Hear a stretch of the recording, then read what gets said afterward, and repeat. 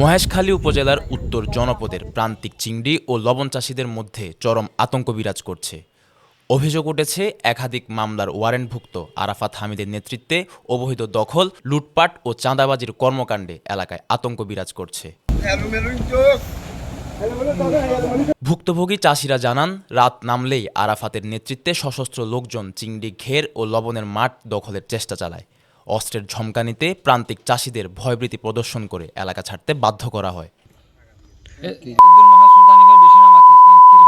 বাইরের ফেন্ডুলোর বাইরে লই যাই 5 ব্যাগ গুণ সাইনটিয়া লই যাই হলারে মিকে দি দুজন দুই সাইড দিয়ে দেখি হদ দে এদের মহাসুদানি হল হলাক গন তুলবি দুজন দুই সাইড দিয়ে হলাক গন তুলবি চার কোন মা সাতজনে এতর লড়ি লইরে এই দুন মে হদে একজনে তিনবার দে সুদানি মাগির তিনবার তার মান লিখে গুণ এদিকে গত 18 ডিসেম্বর গভীর রাতে কালামারছড়া ইউনিয়নের কালীগঞ্জ মৌজার বুজ্জার ঝোড়া ঘোনার খামার ঘরে সন্ত্রাসীরা হামলা চালায়।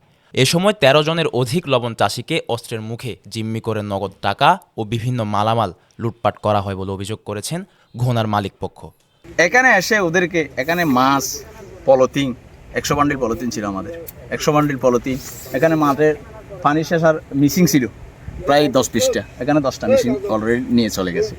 তারপরে মাছ নিয়ে গেছে 2-2.5 মণ।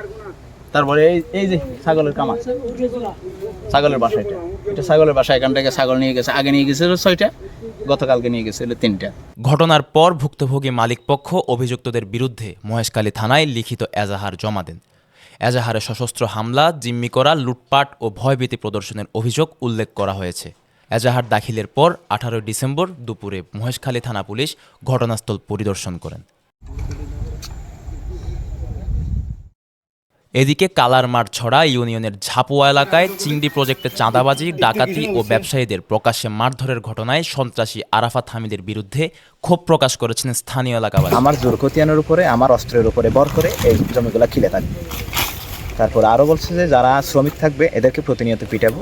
দেন হচ্ছে যদি এরা পলিথিন বিষয় তাহলে পলিথিন কেটে দেবো। তাহলে প্রত্যেকবার পলিথিন কাটলে 10 লক্ষ টাকা ক্ষতি। তারপর হচ্ছে শাসাদেরকে মারলে এরা আসবে না।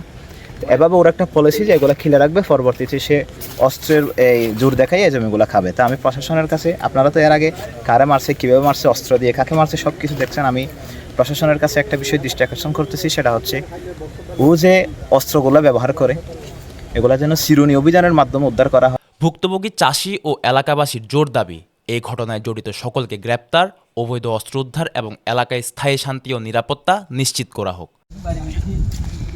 News desk, Penowa.